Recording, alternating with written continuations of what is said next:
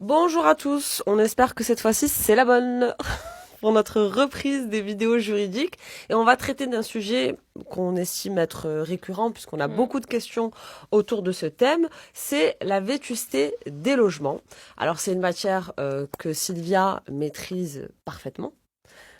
Pourquoi tu me regardes comme ça? Et pour s'en convaincre, on va lui poser des questions. Voilà, je suis votre porte-parole aujourd'hui.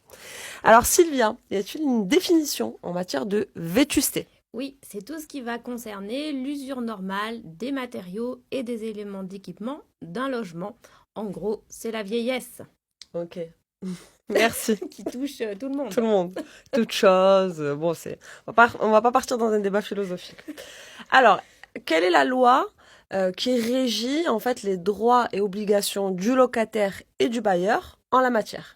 C'est la loi de 89, 6 juillet 89, article 6 pour les obligations du bailleur et article 7 pour les obligations du locataire. D'accord. Et quelles sont les obligations du bailleur en la matière? Alors, il doit déjà remettre un logement à son locataire en bon état de réparation et il doit également entretenir le logement tout au long du bail. D'accord. En matière de vétusté, qui doit prendre en charge les réparations? C'est le bailleur qui est tenu de prendre en charge les réparations qui sont dues à la vétusté du logement. Ok. Et je crois que tu as rédigé des modèles de courrier dans notre site Dailytis à l'attention des locataires pour faire valoir leurs droits. Tout à fait, ce sont deux modèles de courrier, un qui concerne les éléments d'équipement, l'autre généralement sur l'état de vétusté et de décence de l'appartement. Ce sont des modèles de courrier qui vous permettent de demander à votre bailleur de faire les travaux nécessaires. Alors, il nous reste un peu de temps. C'est vrai qu'on a beaucoup de questions aussi autour de quelles sont les réparations qui sont dues par le locataire. Où est-ce qu'on peut trouver cette information?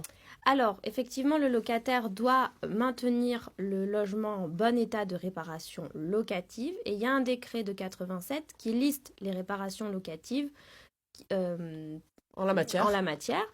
Ce décret, la liste qui est prévue par ce décret n'est pas une liste exhaustive, elle est souvent complétée par la jurisprudence, mais en tout cas, elle donne une bonne indication sur ce qui est à la charge du locataire. Donc, si je me permets une petite explication, une liste exhaustive, ça veut dire que des réparations sont prévues dans cette liste, mais le juge peut venir en déterminer d'autres. Tout à fait. Ok, super.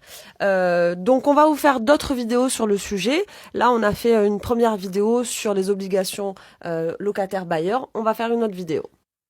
Tu voulais dire quelque chose, mais tu vas le Oui. dire dans la prochaine vidéo.